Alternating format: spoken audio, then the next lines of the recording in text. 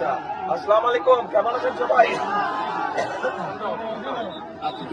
আপনারা যেহেতু থামতে বলেছেন থেমেছে, কিন্তু এটা তো মহাসড়ক, এখানে দাঁড়িয়ে তো বক্তব্য দিলে পিছনে অনেক জ্যাম হয়ে যাবে।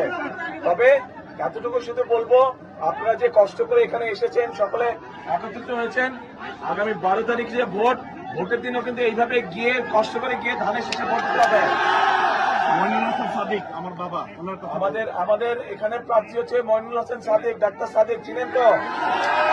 ইনশাল্লাহ ডাক্তার সাদিককে ধানের শীষে ইনশাল্লাহ সকলে জয়যুক্ত করবেন ইনশাল্লাহ। ঠিক আছে, আজকে আর কথা বলবো না, ইনশাল্লাহ ভবিষ্যতে আবার আসবো আমি, তখন সময় নিয়ে আপনাদের সাথে কথা বলবো। আসসালামু আলাইকুম।